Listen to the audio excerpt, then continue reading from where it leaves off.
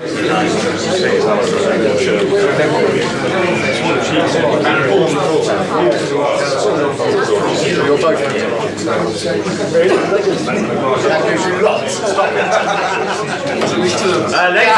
it is 7:30, and we could break a habit of a lifetime and start on time.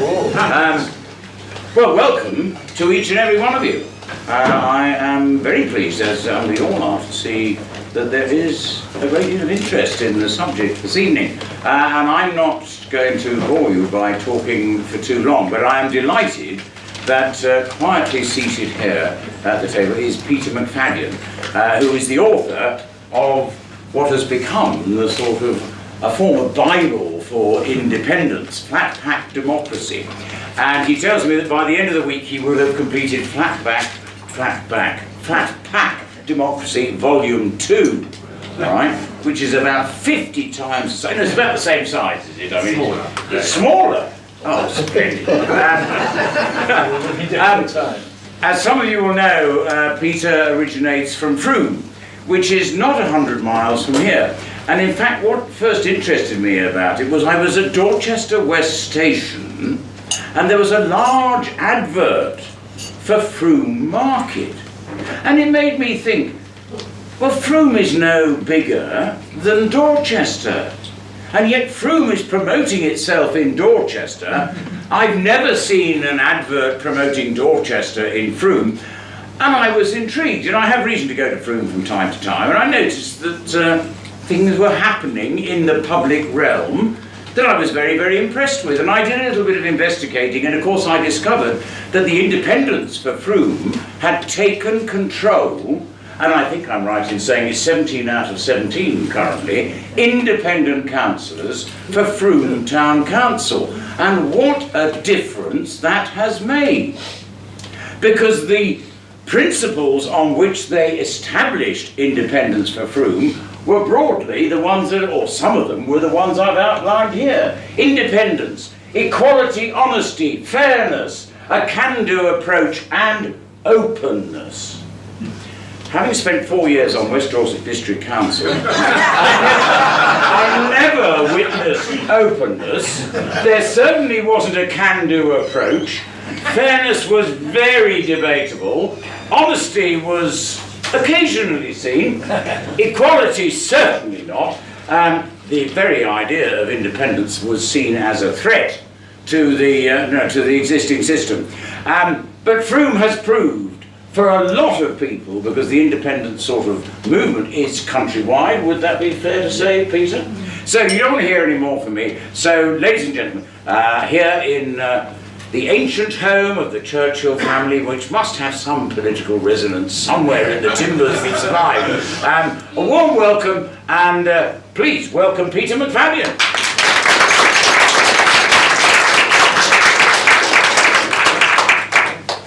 I could have carried on listening to him forever. Do you really want to listen to me? So I've been asked to, fairly briefly, tell you what happened in Frome and why, and then to sort of reflect a bit on how that might apply to the position that you and others see each other, leading up to elections in May this year, because there are some on May the 2nd. So that's what I intend to do. I've come driven by, no, that's not quite the way I was intending to say that. That Peter, who is Peter Andrews, who's sitting in the front, and I came down together. So Peter persuaded me to tell the story of what had happened in Frome and to write Flat Pack Democracy, because he's a publisher of books. And then we've ended up in a sort of journey together over the last 6 years of going to a number of places. And then talking to lots of really fascinating and different people as we realise what's going on or isn't going on in politics. And Peter is also now the founder of the Bath, I always get this wrong, but it's the Bath and North East Somerset Independent, so big, it's easier than that. So he's in the same, he's trying to do what Felicity and others of you in the room are trying to do, in the sense of trying to gain independent politics at a slightly, at a higher level than we in Frome did. So when we come to a questiony bit, Peter may well have more to say about that bit, and and the work that some of you are doing with the larger councils. So, I think one of the first things I want to say is that I think the main problem, well, I do think that the problem is with the system, not with the individuals. So I wanted to start off by not slagging off any Dorchester town councillors who are in the room, really, but that's my, no, not exactly. But it's kind of like, I do think that we've inherited a system of politics, particularly local politics, which is seriously dysfunctional. And there are a lot of very, very good people who put a huge amount of voluntary time into work in councils. But that time often goes nowhere because of the system. So it's largely the system that I object to in many ways. So I had a quick look at Dorchester's website, or the town council's website. I'm quite surprised that you have 20 councillors, which is a hell of a lot of councillors. But I know, one of the things I noted, obviously, is that they're elected as, mostly, there's a couple of independents, but mostly they are elected as representatives of political parties. So you're kind of where we were in Frome, in that sense, in 2011. Which is where we started as independents for Frome. And at that point, Frome was, like most places, we had a mayor with a nice chain, and we did lots of twinning activities and things like that, and not a lot else, to be honest. They kind of looked after the park. Well, they did look after the park was lovely, but not much else, except bicker between the political parties, which is one of the reasons why very little got done. And in fact, they didn't even spend the money that was being collected as a local tax, because they were kind of too busy arguing about how to spend it. There wasn't, I would have said there wasn't overt corruption at all, but what there was this group really who'd been there for a very long time, and at a town level, and this applies throughout Dorset as well as anywhere else, there are a lot of councillors who've been there for a very long time. Now, in a way, I think that didn't really matter. So it kind of worked that you had representatives who were elected every 4 years, and they represented you, and they did whatever they were doing in a town hall, and nobody really cared. And at a higher level, it kind of worked at an MP level, that somebody from here, as I said this morning, would sort of get on his horse and disappear to Westminster, and then come back 4 years later, and that kind of worked. But we live in a different world where people are so much more connected now that I question whether the people who we're electing as representatives actually know more than many of us. So that's one of the sort of things that underpinned our desire to get much more engaged. The sort of feeling that electing people to represent you has a flaw in it, which is that actually we needed someone which was way more participatory. We needed to bring in the wisdom of the town. The other main things, as well as party politics, that led a group of us to feel we should be doing something was the beginnings of austerity and a recognition that there were going to be cuts. Now, I hadn't realised that it takes so long, to be honest, for that really to bite. And so we're in Somerset, and it's now that Somerset, which is basically bankrupt, is cutting the very, very last things.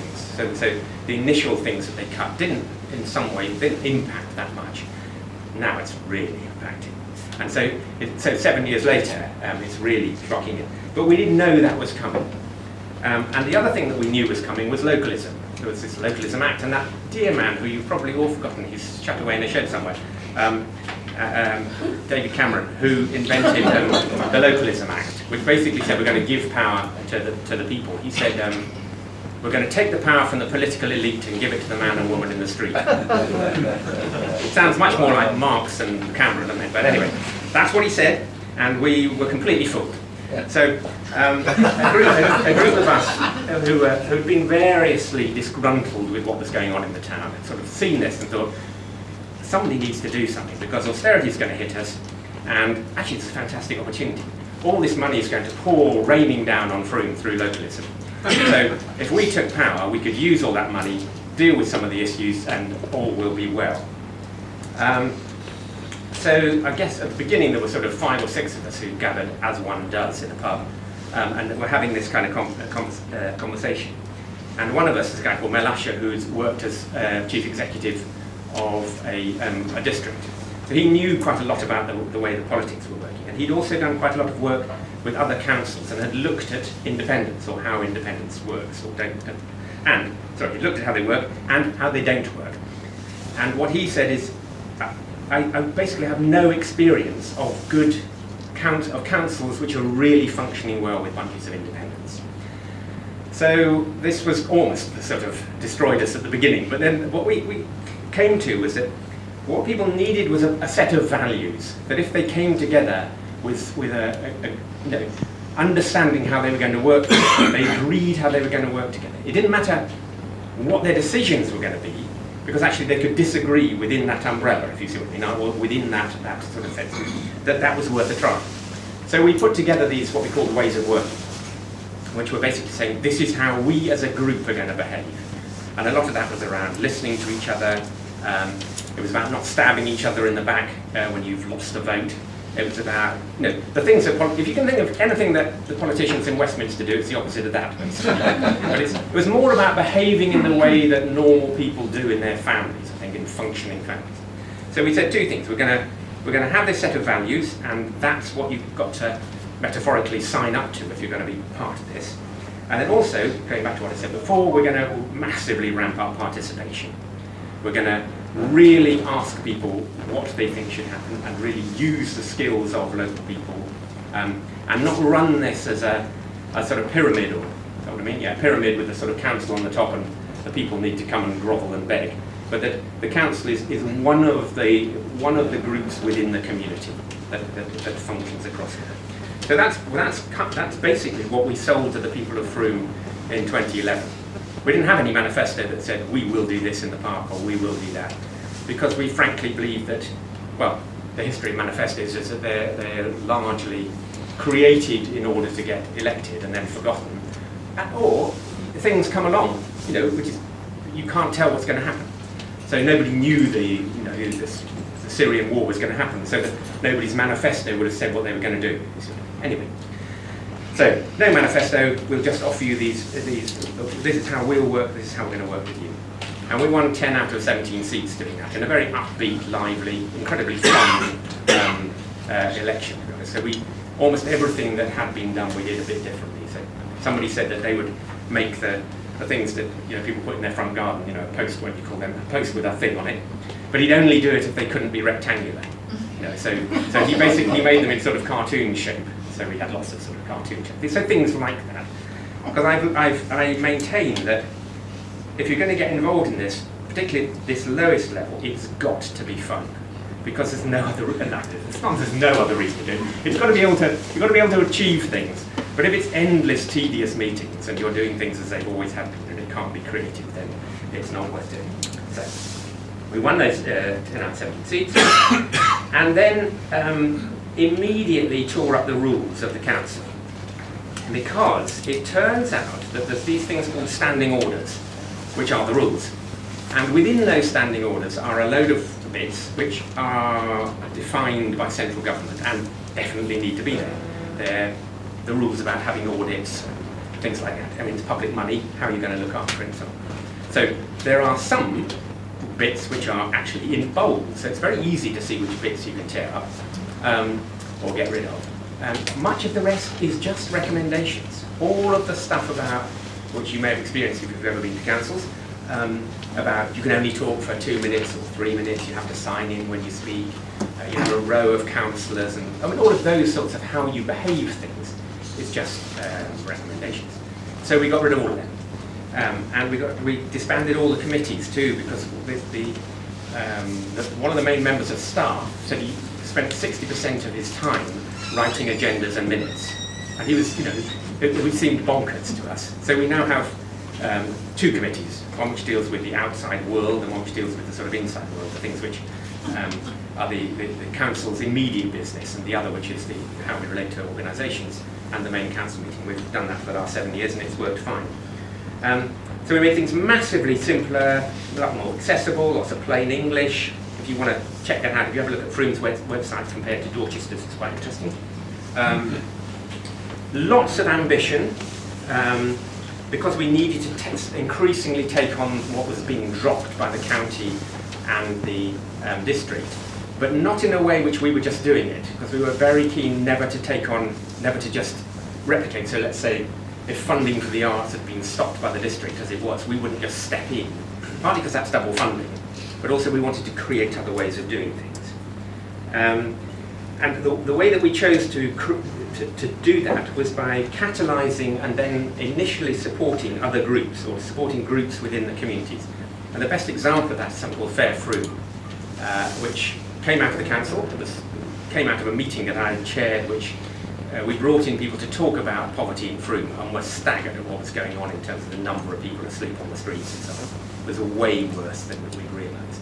And then from that came Fair Frome, which became a charity which runs the food bank, the community meals, the furniture bank, that kind of thing. And we catalysed that with money, but it's now a separate charity. And then it has its own trustees, and it has, I think, 60 volunteers. So it brings another chunk of Frome into things. You know, the other model would have been to say, okay, we'll have a member of staff, you know, who will deal with this aspect, and then that person would grind away doing their stuff and filling in lots of forms. So, you know, and there's another. I won't bore you with lots of other things, but there are a lot of other organisations that we have in that kind of way. And Fair Frome links to some much more, well, some really funky ideas that have fallen out or come out of the community, like the community fridge, the community larder, there's now a coach rack, things like where people have gone, why couldn't we be giving away fresh food as well? So the council's role has been able to say, great, here is this old toilet, you can take it over. So the community fridge is in the toilet, and 6,000 items of fresh food a month go through that, you know, back out to the community, and then that's been joined by the larder, and then say a coach. So lots of that kind of thing. And one of the other things, the only other thing I wanted to mention in that sense was a project which has got quite good coverage, or has been well noticed, which is called Compassionate Frome, which is essentially social prescribing. So it means that the doctors are able to prescribe contact with organisations within the town. And the council's role in that is that we fund the NHS, which I rather like, with 10 grand to support the volunteer coordinator. But it's really to have built or supported a whole network of organisations over Frome, throughout Frome. So there is a hugely vibrant civil society, and so into which prescription can happen, if you see. And it's not just prescribing, there are 4 members of staff who then really help people to get involved in whatever they've been advised to get involved with. And this bit of work has saved 3 million quid over the last 3 years, and taken the waiting lists in Frome down in all sorts of ways. Anyway, it's well written up, partly by George Monbiot in a popular way, but also in Resurgence, also fairly easy to read. If you Google Compassionate Frome and those, you get all the details. And yeah, so I mean that's the kind of thing that we've been doing. And I mention them because one of the things that people say to me is, yeah, but you know, why bother to take control of a town or a parish council? You can't really do anything, can you? It goes back to what I was saying at the beginning about, you know, why would it? Yeah, not much happens, but not much happens because not much is happening. If that makes any sense, you get into a sort of a downward spiral around these things. So one of the useful things about Frome is that we've been able to show that you can do stuff, and you can do it below the district and the council. So a lot of what we've done is sort of sideways, recognising we're not going to get the money from them. So we have to think of more creative ways. And when I say we, I mean the whole community. And that's what I mean about having to go, you know, having to be broad in that way, because we, 17 of us, you know, run out of ideas. We ran out long ago. So we did all that. I wrote a book with Peter, and then in 2015 we stood again, and then we got 17 councillors, as Alistair said, were elected, against 49 opposition. I thought that no one would stand against us. So it's hard naive on us, but you know, we all live in it's like living in Dorset, thinking they're doing a great job, Frome's doing really well, why? Let's just focus on the national and the district and the other elections. So I was quite surprised, to be honest, to find that everybody wanted Frome back, you know. And so lots, you know, so UKIP stood in 3 or 4 seats, and UKIP don't normally stand at the town council level. But to my considerable surprise, or everybody's really, we won all their seats. and have run Frome since as 17 independents. And in a way, so that's that. And then for the last 4 years, or nearly 4 years, what we've done a lot of is finishing what we started. Almost inevitably, I suppose, there is a different feel. The second council is more about consolidating. The first one did some pretty wild and wacky things in some ways and took more risks. This one's been more really about finishing off what we started. For instance, there's a huge area in Frome, 11 acres of land, which we've managed to get, it's brownfield site, but we've managed to get into development recently as the town council.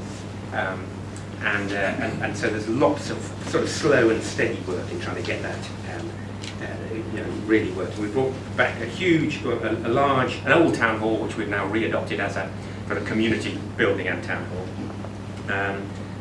I can see 45. I don't think it is. I think it's 35 acres of land we bought back into Frome, and all this we're putting into charitable trusts actually, so that hopefully it'll always be held by Frome, whatever council comes next, so that nobody else can later strip these assets.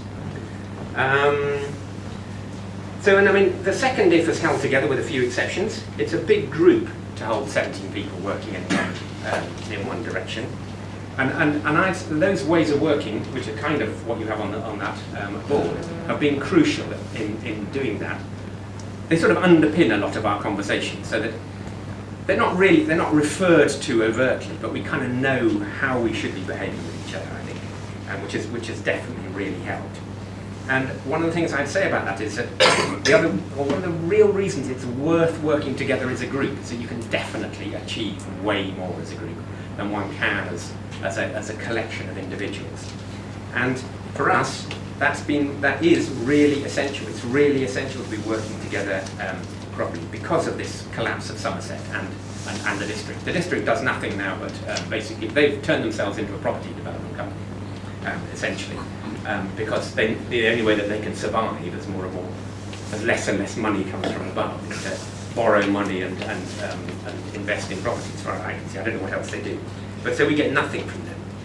So we continue to meet regularly as a group. We've always had what we call party conferences, which is a sort of joke about not being a party, really. So they're a party and a conference.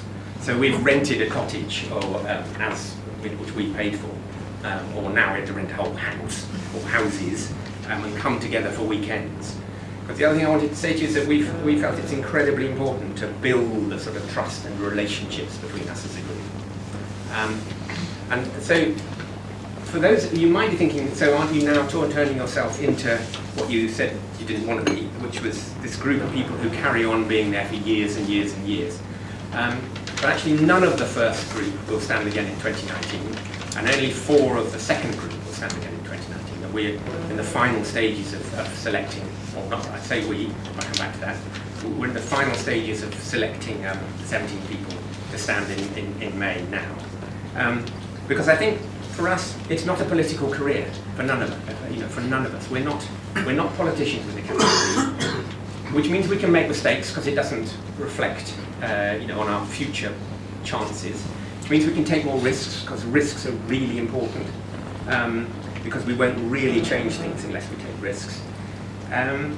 So, I mean, the thing I wanted to say about the selection is that what we've always done is to have a group of people who are sort of understand the ethos and the supporters of it, and it's them they're changing group, but they've done the selection process.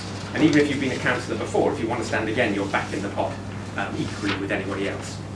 So it makes no difference that if you've done the job before. That's worked really well.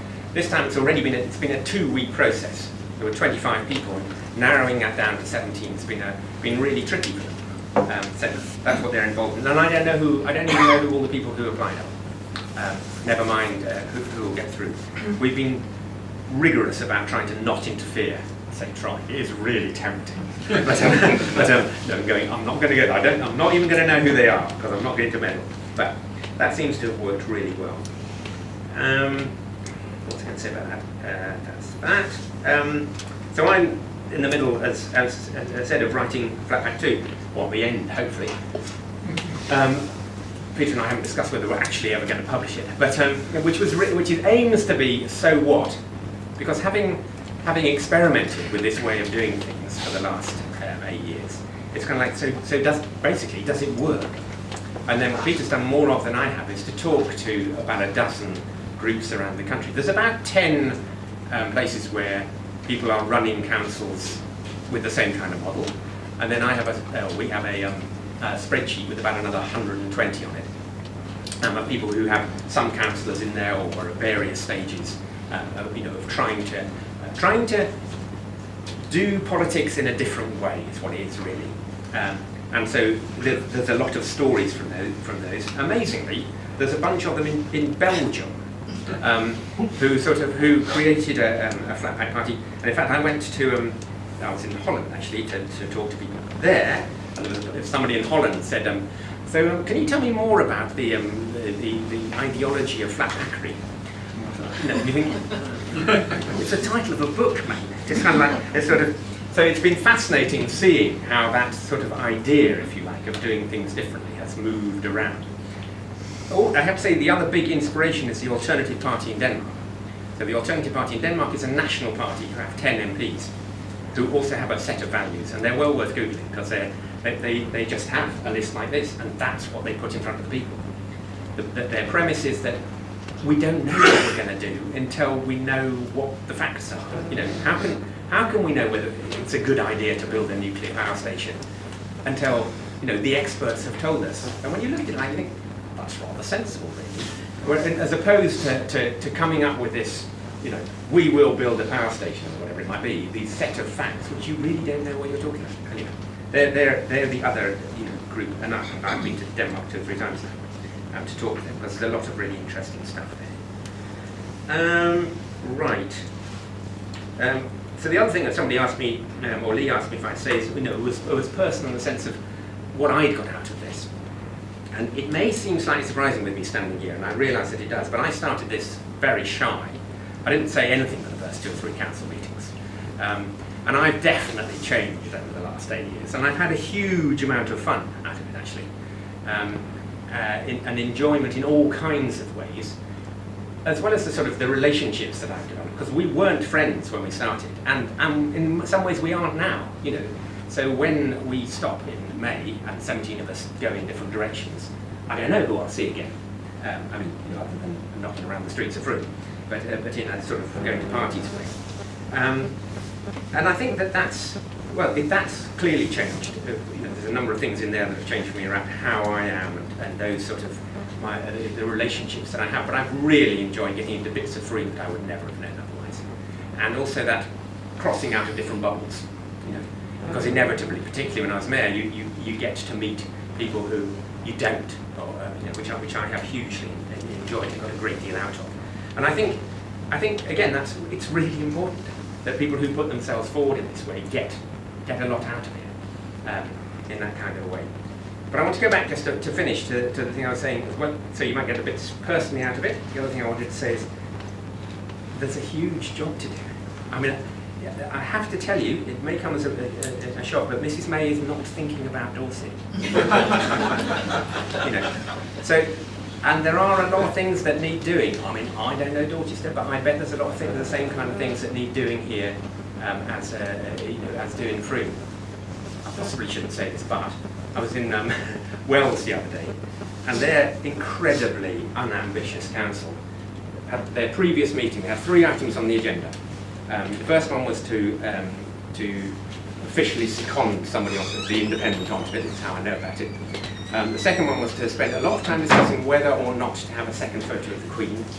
The third one was to discuss whether the deputy mayor should be able to stand in for the mayor in the forthcoming twinning event. And that's what a lot of councils are doing. Now, I've no idea what the ones in Dorchester where you live are doing.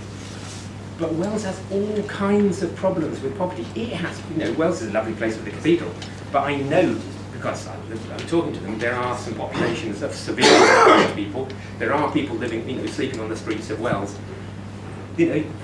Why are they not doing any of those things? Nobody else is going to do this, and that's what has possibly changed. Maybe there would have been some national organisation that would have done this.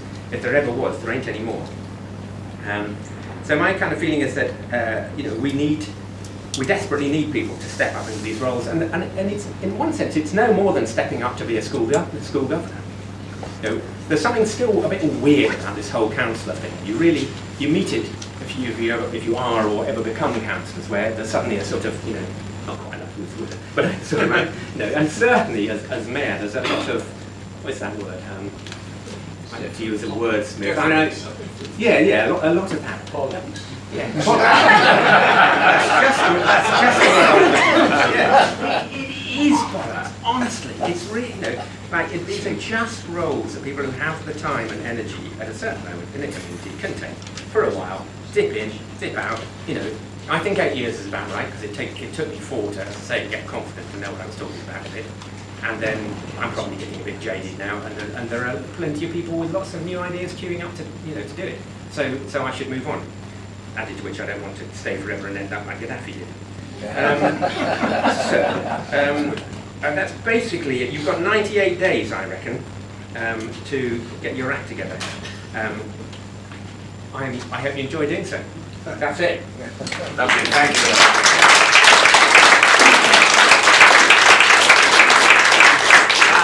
Ladies, there are a couple of other people I'd like to ask say a few words. Could I first of all call upon Peter from Bath and North East Somerset Independent? Yeah, Let's get on. Just because you're at a different level. Yours is town council experience, isn't it? But do please just say a few words. That's enough. Oh, sorry.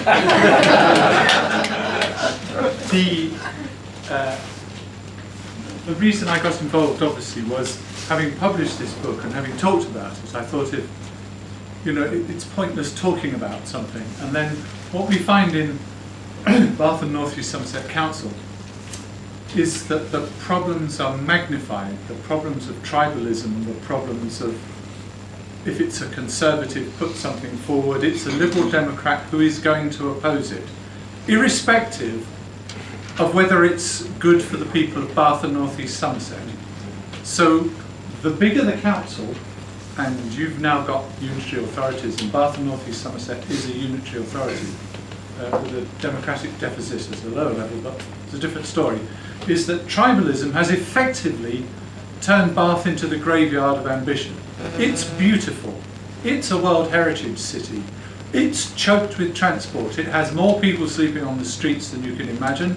One of the top 10 areas of poverty is in the authority of Bath and North East Somerset. And yet the council is effectively fighting each other. So what happened was, we found that 3 groups of people came together. One is, having read Peter's book, or in fact published it, if I don't do it, no one else will. The other one was that there was a lot of social action, community action, and I would imagine the same is going to happen in Dorset, is that the people who are going to come forward are not politicians, career politicians, as Peter says. You know, lots of people do the Samaritans, lots of people do food banks. Why don't you do being a councillor? So lots of people coming forward who are used to community action. So we've got people like me who look at the democratic nightmare, people who are coming from community action, and then there was a further group, Bath attempted to get a mayor, and it failed for various reasons. So all of these people, the point of it is that national politics has absolutely no place in a local authority, especially at town council level and unitary authority level. What you need is the people of the area that live there to start to make the decision. Now, Bath is beautifully blessed with the most amazing group of people, but the council will not consult them on something. So Peter Henley, Transport for London leader, lives in Bath. Have they asked him about the Bath problems? No, they haven't. Why haven't they? Because he's not a Conservative or a Liberal Democrat or a Labour. So there's that nonsense. So basically what we've done is we've attempted, and it's really, really, really, really massively, hugely important, I can't tell you how important it is, to get this way of working. As Peter says in his book, beautifully published by me, independents historically have been people who've been thrown out of the one political party or are complete loonies. Now, you're putting yourselves forward as independents, and you have got to say the thing that is going, the glue that is going to hold us together is our way of working. And there lies the thing. We use the Nolan principles, which I'm sure you're all absolutely au fait with. If not, just look up Nolan principles. So my advice to you was, it's great, you can do it, it's fun, you and I have got to get a move on. Yeah, so thank you, Peter, for inspiring us in Bath. And hopefully, as we're unitary authorities together, we can work together and get something. Big step. Yeah, Thank you, Peter. You don't have to have the first name Peter to be an important player in this whole new movement, but it clearly helps. Could I now ask Felicity, or Fizz if you don't mind my calling her, who is operating, as it were, for all for Dorset, but in the other unitary area, which is, of course, Bournemouth, Christchurch and Poole. And, of course, I know that you all heard her on Breakfast in Dorset at 4 minutes past 7 this morning. Unbelievable. And she's still awake. Fizz, go on, a few words.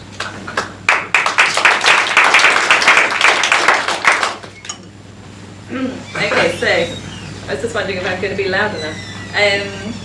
I thought it would be useful to just give a few examples, sort of detailed examples of my experience that has led to me getting involved in politics, because 3 years ago I was not interested in politics at all, and I was working as a GP and quite happy, just quite busy and not taking very much time to work out what was going on. And I basically, at that point, I trusted really that probably sensible decisions were being made by our council. And I then left general practice 2.5 years ago to set up a social enterprise to get people onto electric bicycles. And through that, lots of people were saying, well, we would love to go on electric bicycles, but the roads are too dangerous. And so I started going to council meetings. And at around the same time, well, during that process, this engagement with the council became incredibly important, because 2 children actually died walking to school. So a 7-year-old just a mile away from where I live, walking to school with their family, and then 6 months later a 5-year-old twin boy in Winton died walking home from school with his family. And so I started, by that point I had been going to national conferences about urban design, urban transport design, and reducing road danger. And some of it looked amazing, and it just looked as if it would improve everybody's lives. There didn't seem to be any argument over it. And I just thought, right, okay, these politicians locally, they probably just don't know about this. They're not experts in transport. I will just let them know.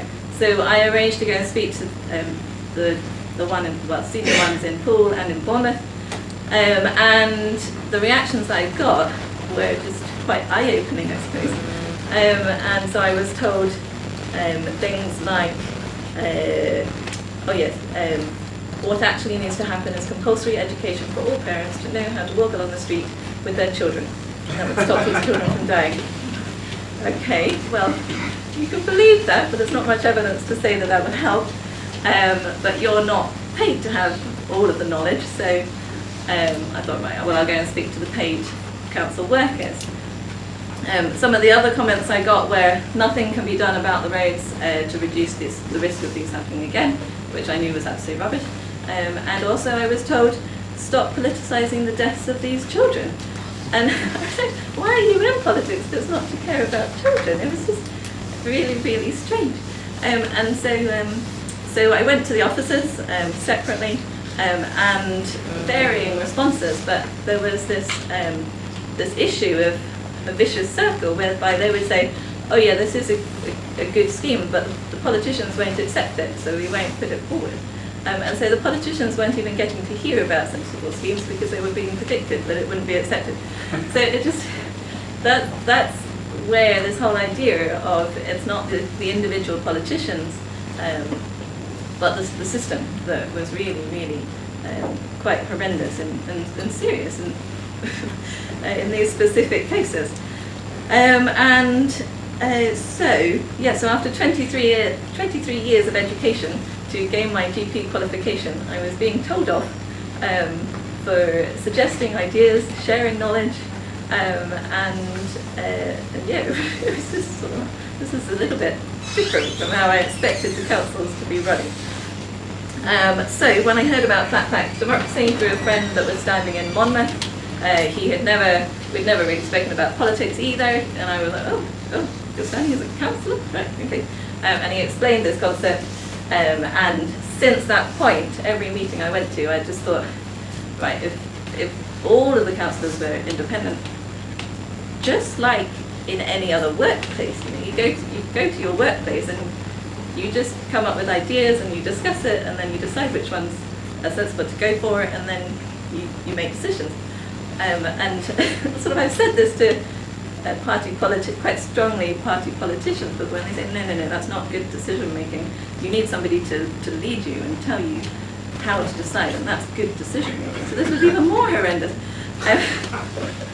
And they were, yeah. Anyway, so I spoke to quite a few people. I was a member of the Dorset Equality Trust, and they said, that's a good idea, doing this flat pack democracy thing, and transition town pool, and lots of friends who had never been to a council meeting before. They said, that sounds sensible. And then I won a fundraising evening, basically because I told everybody to come to it. But anyway, that was quite useful. And so then we just got a crowd of people coming along to develop the ways of working and come up with the logo. So in Bournemouth Pool, so I'm in Pool, so we're Bournemouth, Pool and Christchurch, but all for Bournemouth, Pool and Christchurch. Yes, so we've had a selection day, and we've had, for that day we had 5 people down, but there were 2 illnesses, so we had 3, so they're all very inspired. None of them have been politicians before. One of the other people that's interested, well, yes, maybe, well, anyway. I was going to say it's interesting, through this journey I have spoken to a lot of people that are running charity organisations or church organisations, and they say, can I come and talk, or why don't you stand? And there's an immediate barrier that, oh no, we're not allowed to be seen to be political. And for example, the food bank, it's like, well, you know how to solve a lot of food bank issues, why don't you stand as a councillor? And they're like, oh, well, but the council fund us, and they wouldn't be happy if we were standing against. You should be lead play. There shouldn't be any of this fighting and sort of, and so, leading on to that, I have written to the bishop this week, trying to encourage a conversation about how it should be perfectly fine for religious leaders to be standing as independent councillors, and to have that distinction between party politics and caring for your community and being community leaders. So that's been quite interesting development from this year. Yes. So that's all I would say. No, thank you very much. And finally, before we have some questions and hopefully answers, can I ask Martyn Underhill, who is of course the Police and Crime Commissioner for Dorset and is an independent. Martyn, just a few words, please. Oh, okay. And no cuss. Thank you, Alistair. I didn't expect to be saying anything except how many people in this room. It's amazing. And I would endorse everything that's been said by the other speakers. I would be my only nervousness is you've got all rural and you've got all BCP, and you just got to make sure you stay together. Otherwise, I can see it being a bit of a problem. But I'm really excited to see some of the independents in the room. A couple of issues I found when I stood. I was definitely the outside horse in 2012. All the parties will say, if you vote for Labour or Tory, you know what you're getting. They've been vetted, they've been interviewed, they've got a career history. Independents are all mad. So just be ready for that one. and it kept coming up time and time again. And the second thing I would warn against is, and it's already starting actually, it was mentioned earlier by Peter, everyone's independents have come from another party, or are mad. Actually, because of the unitary thing, there are a lot of ex-Tories standing as independents. That doesn't make them bad people. I'm not here defending them, but I'm just saying, particularly in Christchurch, all those people in Christchurch standing because they don't want to merge with the unitary, and actually they would be a really important voice to stop Bournemouth taking over the unitary. So don't treat them all as bad people, is all I'm saying. And I've been elected twice. Dorset has an appetite for independence. I will help all of you. I'm obviously, I have donations come to me. I'm trying to secure some donations for this party so that each council will have some money to help print for leaflets, etc. Let's just all do this together. Let's make sure the people at Dorset have got a second choice. Independence can do it. Thank you.